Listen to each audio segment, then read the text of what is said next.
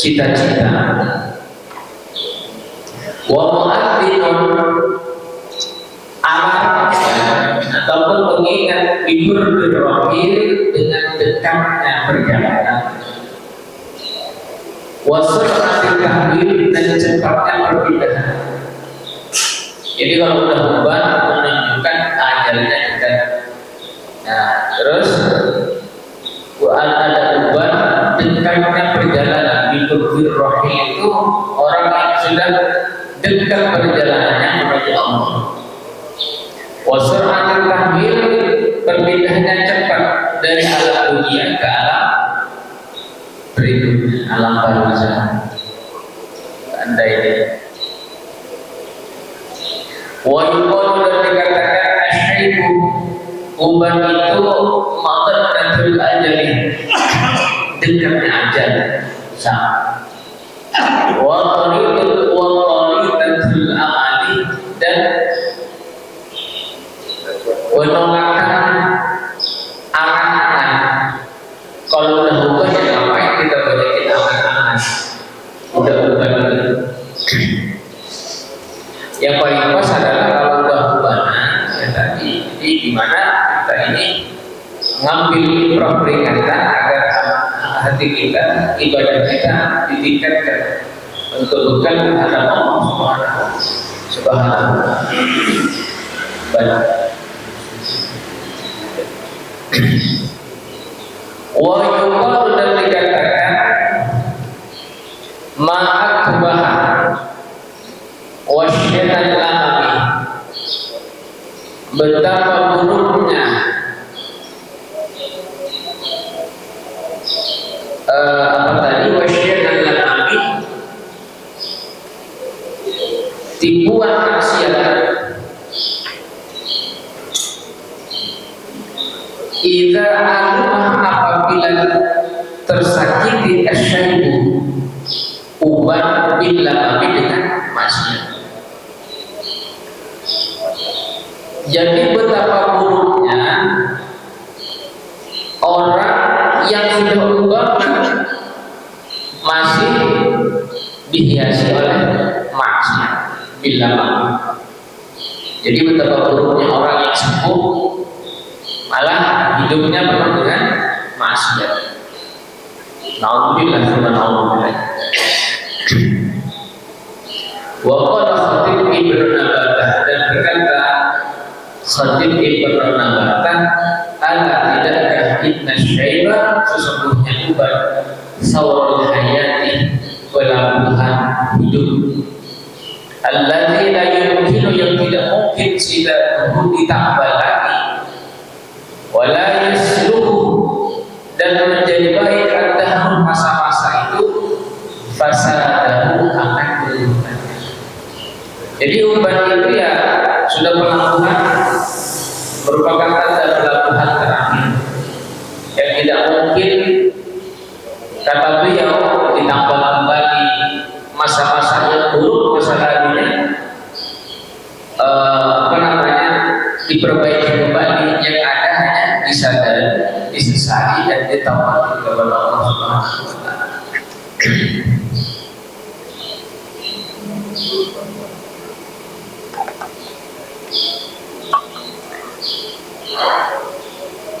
Jadi jangan diusahakan, jangan nunggu pas ubanan kita ini mau berbaik.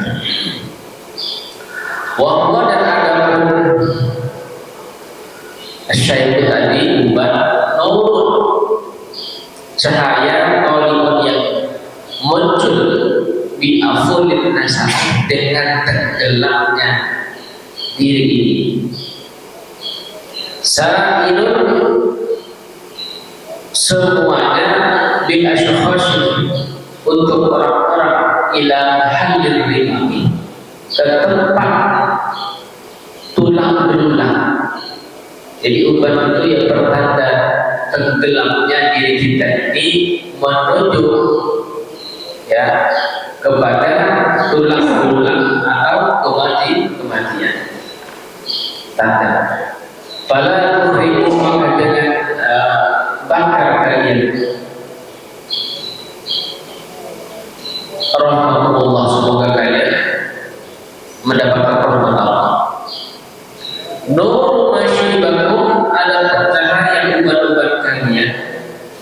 binarin dengan nawwir masyibakum dan cahayanya, berilah cahaya akan umat kalian, binarin dengan cahaya, binarin dunubikum dengan cahaya atau dengan api dosa-dosa kita berada.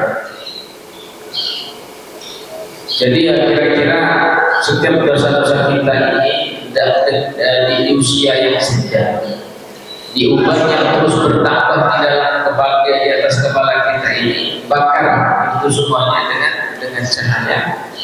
dengan cahaya kemaslahatan, dengan cahaya kebaikan-kebaikan, agar itu semuanya menjadi bekal kita kepada Allah Subhanahu.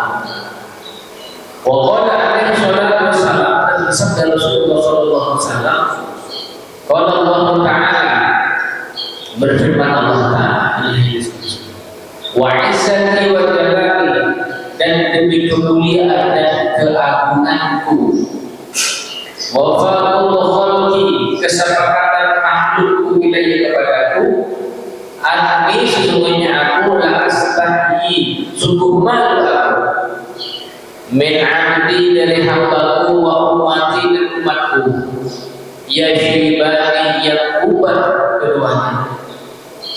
Jadi kata Rasulullah berdasarkan hadis qudsi, Allah berucap, Allah dawuh, Allah berfirman, aku ini malu kepada hambaku dan kepada umatku. Siapa yang membuat Allah malu?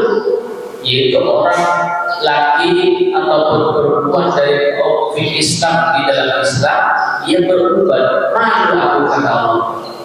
Kenapa malu? Aku al-bibahuma, harus aku mengadab mereka. Malu saya kalau harus mengadab mereka.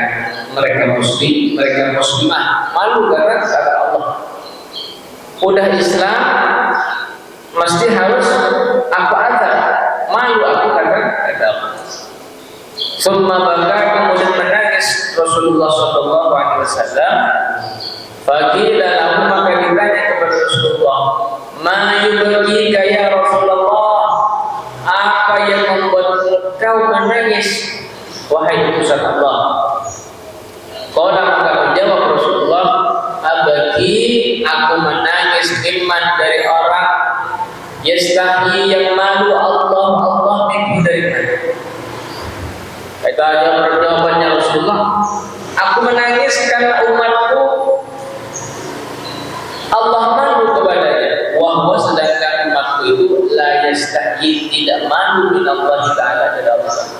Allah hanya malu mengadab kita karena kita ini muslim, tetapi yang merasa muslim tidak malu kepada Allah Subhanahu wa Ta'ala. Ya kira-kira begini, ya Muhammad, itu kan umat kita Muhammad, masa mestinya dianggap ya Muhammad ini kira-kira aja bahasa saya itu. Tapi mau gimana lagi, ya ubah tinggal ubah, tapi tidak diambil pelajaran. Itu yang membuat Allah malu kepadanya, dan sehingga Rasulullah menangis dengan keadaan. Wa minal mandub, dan disunnahkan ilahi kepadanya tauqir bi syaibatul muslim, menghormati orang yang memiliki uban al-muslim, yang muslim. Qala alaihi salatu wassalam, min ijlalillahi ta'ala, dari mengagunkan Allah Ta'ala, ijlalu bi syaibatul muslim, mengagungkan orang yang memiliki uban yang muslim. Jadi orang yang memiliki uban alias yang sepuh itu dihormati, diagungkan. Wahamilul Qur'ani, dan orang yang membawa Quran. Maksudnya membawa Quran yang bisa, saya pernah mendapatkan keterangan dari guru, ada qari'ul Quran, ada hamilul Quran, ada hafizul Quran. Kalau hamil itu ya di atasnya penghafal. Jadi al-hamil wal hafid, hafid saja itu ya bisa hafal saja. Kalau itu ya hafalnya seolah-olah sudah tidak ada Quran. Hamil Quran, hamil disebutnya, atau hafizul Quran, ada sahibul Quran. Sahibul Quran itu Rasulullah, pemilik Quran itu Rasulullah. Kita hamil Quran dulu, karena baru bicara hafalan, paham juga kan? Itu baru itu Quran, ya, baru membaca. Ya, cuman hari ini yang bicara al-hafidh. Syarat al-hafidh kan sebagai keterangan, ya hafal Quran, ya hafal ratusan hadis al-hafidh. Tapi yang namanya gelar kan bisa berubah-ubah ya. Kadang-kadang tahun kemarin, lulusan tahun kemarin kampus SPDI, sekarang berubah SPD. Ya itu mah terserah ya. Tapi itu bukan gelar langit, ya, bukan gelar langit. Nah, sementara gelar langit itu ya ada pakai masing-masing gelar langit. Ada Abdul Latif, Abdul Rahman, macam-macam gelar langit itu tergantung pangkat di langit. Kalau gelar dunia mah terserah ya Pak ya. Nah, itu yang kemudian kata Rasulullah SAW, orang yang bawa Quran itu di dalam dadanya patut dihormati.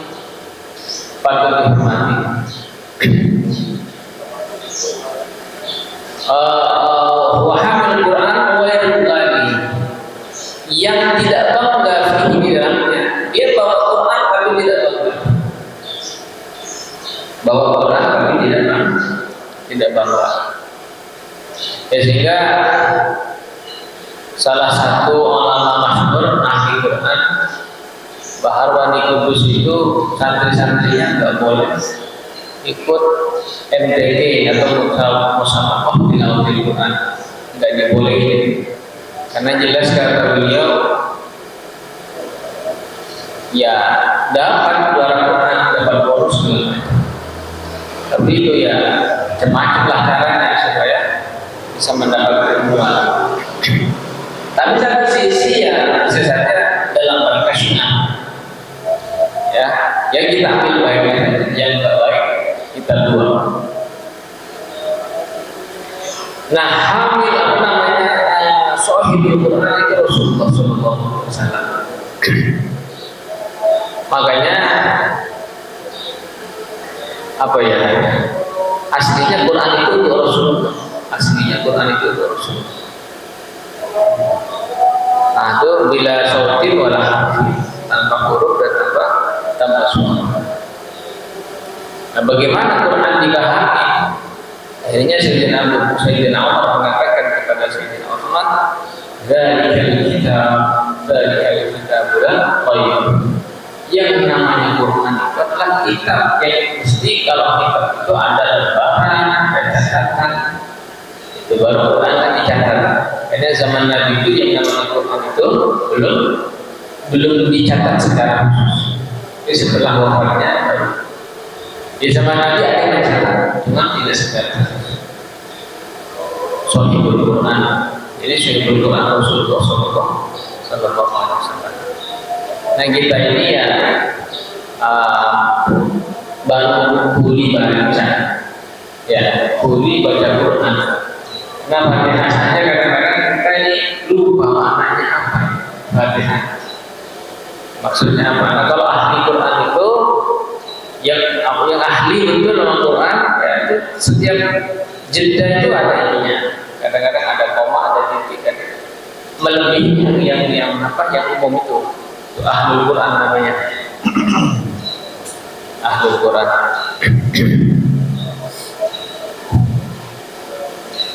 Walal hafidh tidak juga jauh aku daripada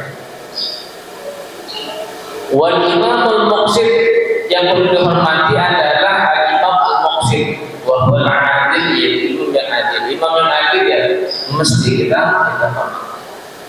Wa qala alaihi salatu wassalam, laisa minna, bukan dari golongan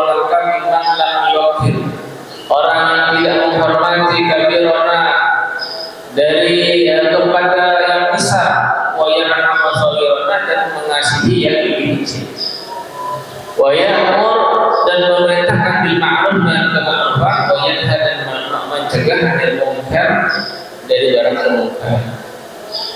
Jadi kata Rasulullah, bagian menghormati itu sebuah pengakuan. Ya, pengakuan Rasulullah kepada orang yang menghormati yang lebih sepuh, menyayangi yang lebih kecil. Itu sebuah pengakuan Rasulullah SAW. Ya, jangan seperti hari ini, mana yang sepuh, mana yang muda, habis-habisan. Yang sepuh merendahkan yang muda, merendahkan yang sepuh.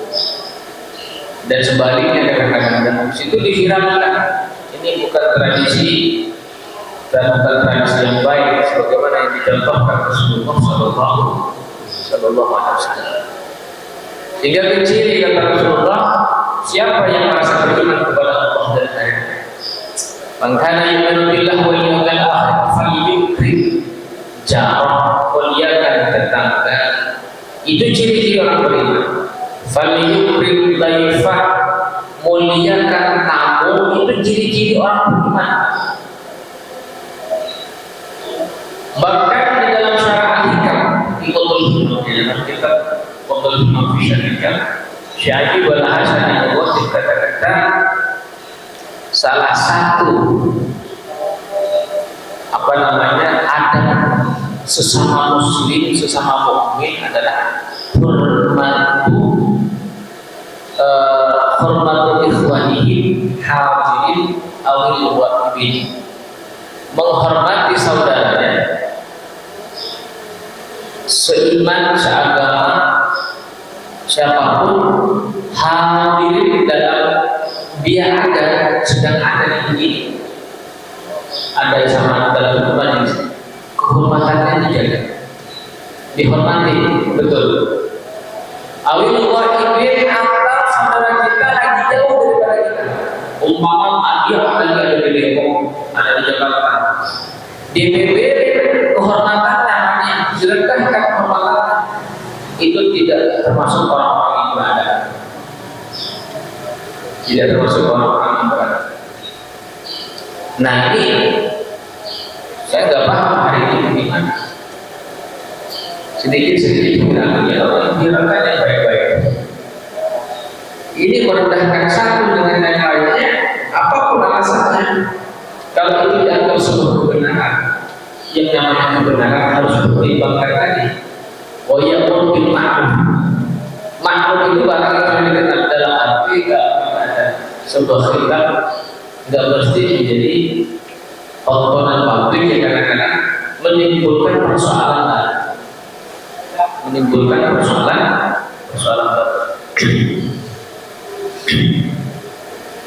Jadi apapun alasannya, ya kalau merendahkan kehormatan orang lain itu tidak termasuk ciri-ciri orang yang beriman, merendahkan kehormatannya.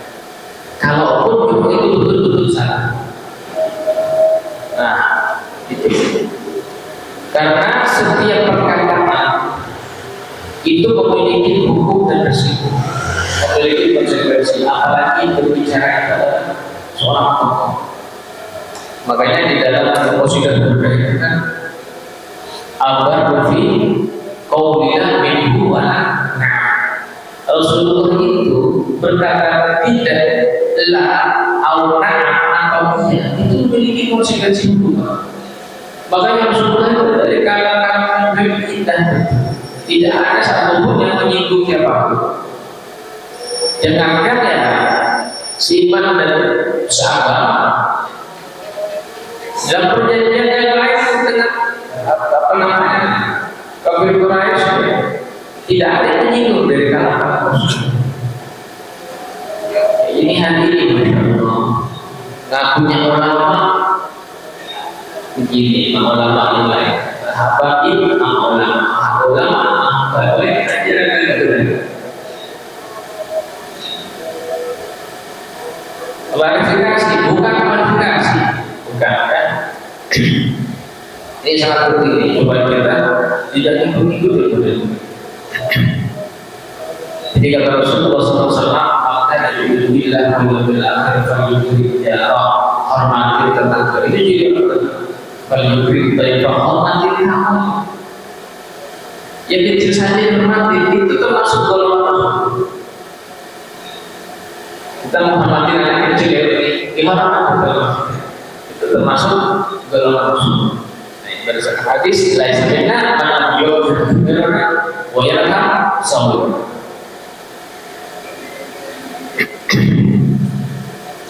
Baik, waqala alaihi salatu wassalam, ma waqara syabun, tidak terhormat syabun seorang muda syaikhun akan masa tuanya illa qayyadallahu lahu, kecuali Allah jadikan kamu kepada syab fi sinnihi, di dalam masa tuanya man yukir, orang yang juga menghormatinya.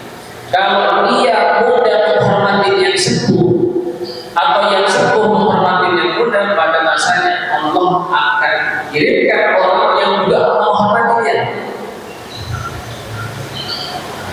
Jadi pelajarannya adalah bagaimana kita ini selalu menjaga sikap agar hormat, agar memuliakan siapapun, ya, siapapun yang terhormat. Maka Allah jadikan ila qayyadallahu lahu fi sinihi man yukrim, orang yang berusaha.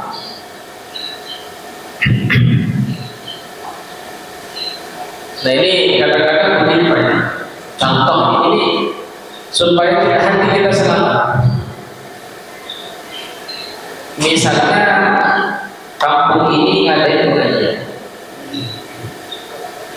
Nah, gara-gara tidak berdakwah, kemudian yang sebelahnya juga ada pengajar. Ya, kita gak paham yang kedua ini karena beda pendapat, atau karena ada rasa dengki, atau karena betul menjalankan bahwa ngaji adalah perintah. Dan kita gak paham. Tapi juga ada fenomena yang lain juga karena ini. Apapun alasannya ngaji ini, kalau dasarnya ini benar-benar.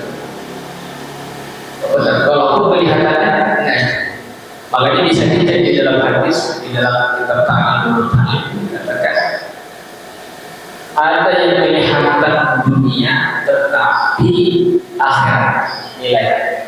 Ada yang kelihatan akhirat tetapi nilainya dunia. Ini modelnya kita nggak paham. Kita nggak paham. Bahkan kata guru, kalau kamu dapat jadwal khutbah di sana, diniatin hadir sholat Jumat di sana. Jangan dipengen dari rumah sayangnya khutbah. Supaya apa? Menjaga hati. Kalau tiba-tiba di sana ada yang menggantikan, dia nggak kecewa karena dia Jumat. Jelas ya? Nah, ngapa bagaimana?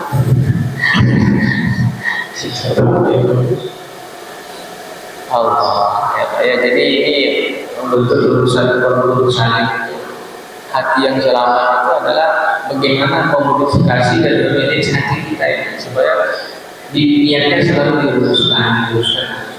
Kelihatan dunia tapi nilainya akhirat, dan sebaliknya kelihatan akhirat tapi nilainya dunia. Kalau begitu saya ya baik.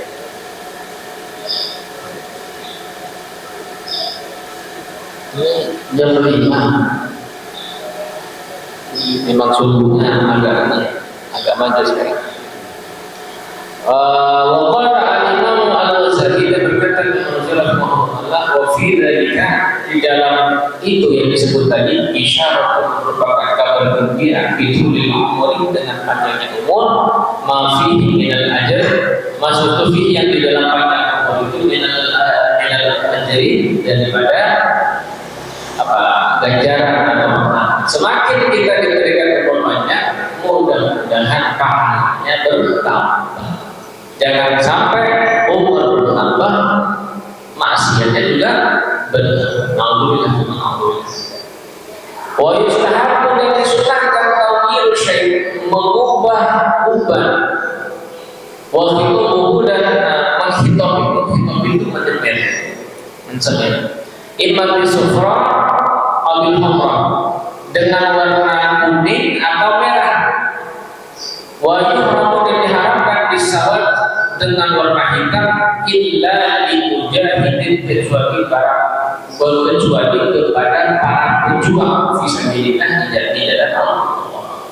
Jadi kalau ya kondisinya lagi genting, bisa saja butuh informasi, butuh mata-mata, disemir dengan menggunakan hitam boleh. Tapi kalau normal keadaannya ya kuning merah, betul. Kuning merah. Memang disunahkan. Itu. Irhaban untuk menakut-nakuti dan ilmu kufar kepada kaum kafir. Wa tahyiban langsung kepada mereka.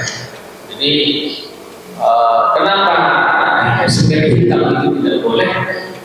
Sebagian ulama mengatakan karena semir hitam itu ya merubah asal kejadian ubahnya, mengubah asal penciptaan asalnya. Takdirkan putih dan lain-lain. Justru sekarang yang putih malah kelihatan bule, cakep gitu. Saya juga ada ubahnya. Gitu. Ya, jadi masya Allah ya, hal ubah tadi itu dibahas. Saya tanya bapak-bapak di sini yang tahu jawab, nanti saya kasih. 10.000 ya. Coba sebutkan jumlah ubah Rasulullah ada berapa? Kan setiap tahun tadi maulid, jangan serah atau dia jadi kata. Ayo, ubah Rasulullah berapa? Berapa?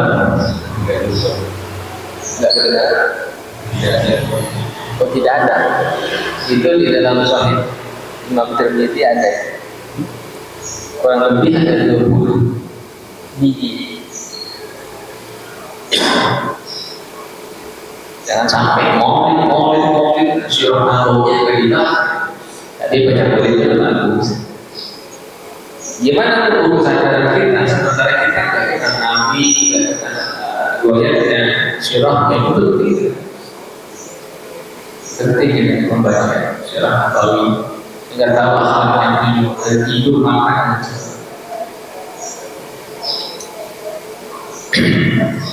Termasuk bagaimana siwaknya Rasulullah. Saya kira benar sederhana itu agama, tapi memiliki yang dahsyat.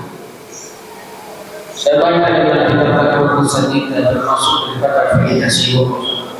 Banyak. Ya salah satunya ya pasti ya ini hukumnya sudah makan membersihkan. Termasuk ini ya menjadi obat lambung siwak. Makanya sunnahnya itu setelah bersiwak itu sela-selanya itu bisa dikenain ke lidah ya lidah itu ditelan, tapi yang basah. Ini kan agak basah, agak basah kering. Nah itu ternyata obat dari siwak. Seginanya termasuk begitu, bagaimana pegang siwak, memotong kuku itu. Kalau kita ikutin dan dibangun kesadaran kita ikuti ibadah Rasulullah, itu betul kita seorang siwak itu diperhatikan Rasulullah. Bahkan Rasulullah pegang siwak kan ini Pak ya, ini kita kadang-kadang ya Allah gimana Rasulullah pegang ini. Ini Pak. Kalau potong kuku juga sama. Coba saya ingin tanya, potong kuku banyak sekali.